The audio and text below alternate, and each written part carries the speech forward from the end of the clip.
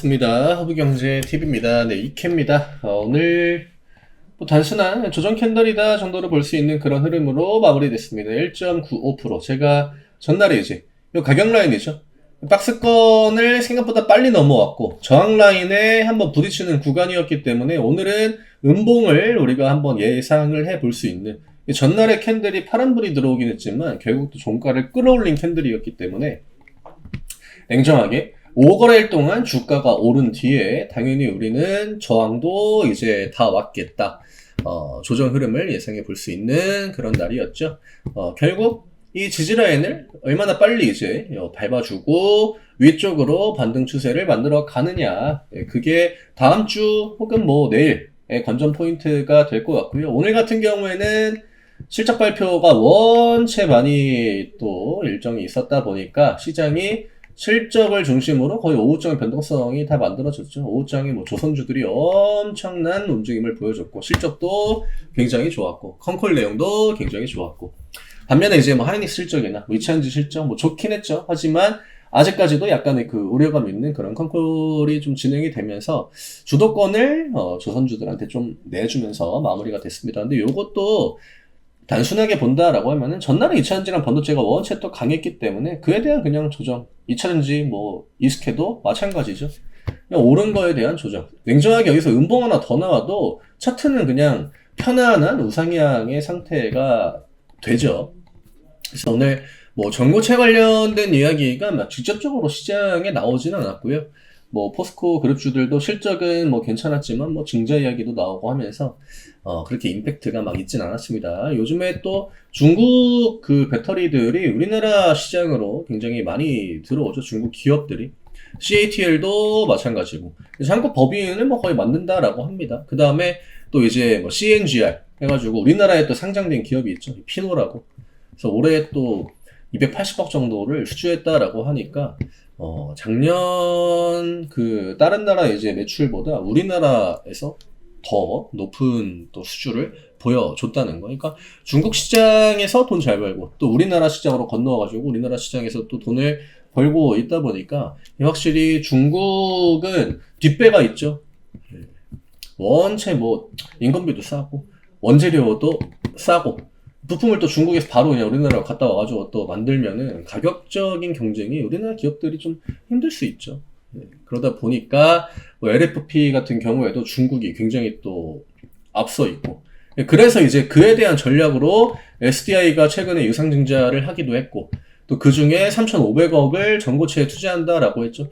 지금 전고체 쪽도 뭐 당연히 이제 중국도 개발을 하고 있는 그런 뭐 꿈의 배터리 영역이긴 합니다만 조금 더 지원이 필요할 것 같아요. 이거는 원체 중국 같은 경우에 이제 그 정부에서 보조금을 또 잘 주고 있고, 그거를 통해 가지고 가격 경쟁에서 엄청난 우위를 점하고 있는 거거든요.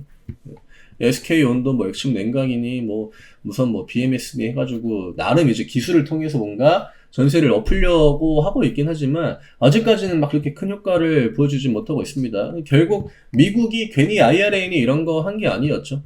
산업을 또 보호하고 육성을 하려면은 세제 혜택을 주던가 보조금을 주던가 이런 것들이 좀 필요한데 뭐 기대를 해 봐야겠죠. 뭐 차후 누가 이제 뭐 정권을 잡을지 뭐 정치적으로는 제가 이야기를 잘 안 드리기 때문에 그거는 뭐 선거 끝나봐야 알겠지만 결국 누가 되든 이런 부분에 대한 지원은 굉장히 좀 필요할 것 같긴 해요.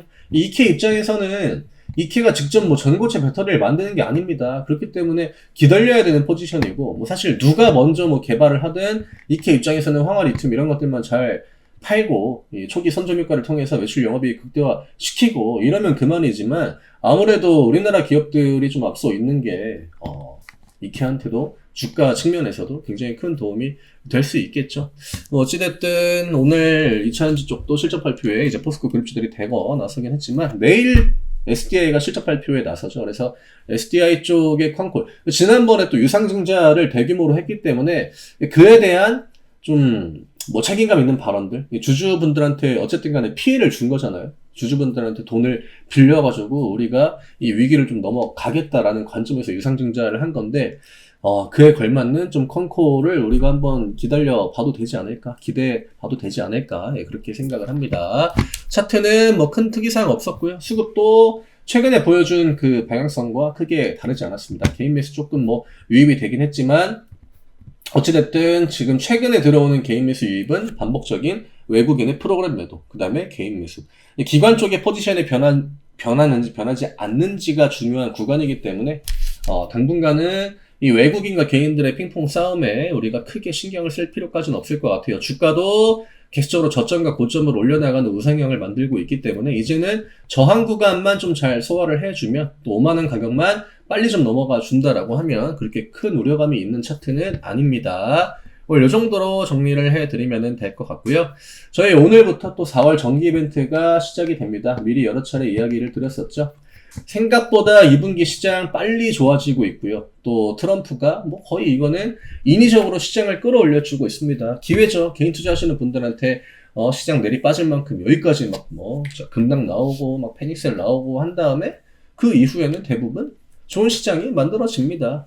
똑같아요. 1분기에 시장이 좋았던 그 근본적인 베이스 중에 하나도 11월, 11월에 시장이 원체 안 좋았고 반대 매매도 엄청 털렸고 그럼 5월, 6월은 우리가 굉장히 좋은 시장의 흐름을 기대를 해볼 수 있겠죠.